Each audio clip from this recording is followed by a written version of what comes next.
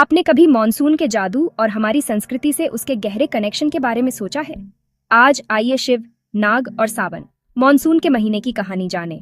कल्पना कीजिए, भगवान शिव हिमालय में ध्यान कर रहे हैं। एक सांप उनके गले में लिपटा हुआ है। जैसे सावन की बारिश दुनिया को हरा भरा और जीवंत बना देती है। यह सिर्फ माइथोलॉजी नहीं है, ये संतुलन, परिवर्तन और भगवान और नेचर के बीच हार्मनी का प्रतीक है। आइए जानें कि कैसे ये पुराने सिंबल हमें बदलाव को अपनाने और अपने अंदर शांति खोजने के लिए इंस्पायर कर सकते हैं।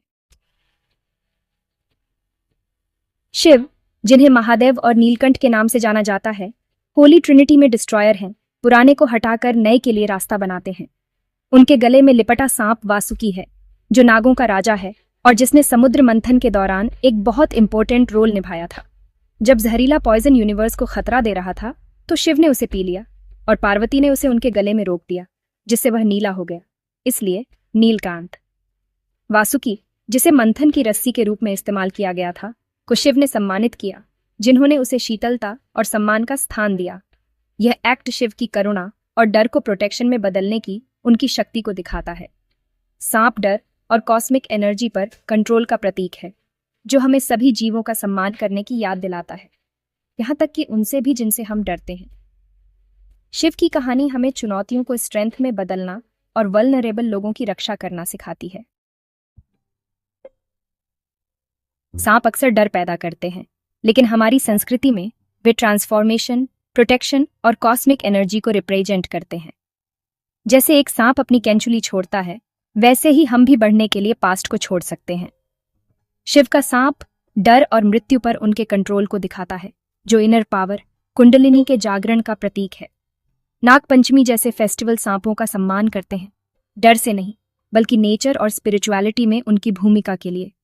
ये ट्रेडिशन हमें याद दिलाते हैं कि जिससे हम डरते हैं, वह हमारी सबसे बड़ी ताकत बन सकता है, जब हम उसे समझ के साथ देखते हैं। शिव के गले में लिपटा सांप डर को विश्वास में बदलने और ट्रांसफॉर्मेशन को अपनाने का एक सबक है।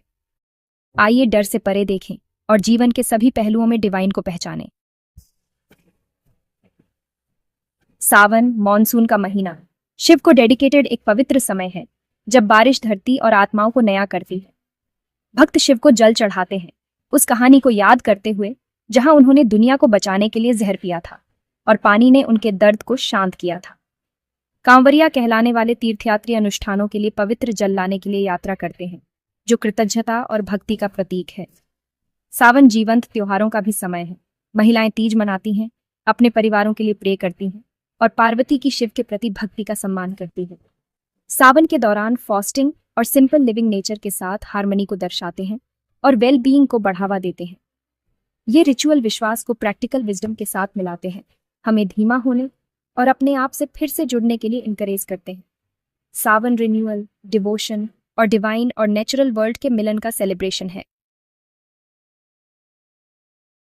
हम आज शिव और सावन से कैसे जुड़ सकते हैं? आपको तीर्थयात्रा की जरूरत नहीं है। घर पर एक सिंपल रिचुअल से शुरुआत करें। एक शांतिपूर्ण जगह बनाएं, शिवलिंग पर जल चढ़ाएं और शांति और फोकस पाने के लिए ओम नमः शिवाय का जाप करें। अपने प्रसाद को नेगेटिविटी को धोने और शांति को अपनाने का प्रतीक बनने दें। एक पेड़ लगाकर या जानवरों के प्रति दया दिखाकर सावन मनाएं, जो सभी जीवों के प्रति शिव की करुणा का सम्मान करता है। शिव के गुणों को इंटरनलाइज करें, सच्चाई, सरलता और चुनौतियों का सामना करने में साहस। नीलकंठ को याद रखें, अपनी मुश्किलों को ताकत और ग्रेस में बदलें। शिव, नाग और सावन की कहानियां एक बैलेंस्ड, दयालु जीवन के लिए टाइमलेस गाइड है। ये सावन आपको शांति और आनंद दे। ओम नमः शिवाय।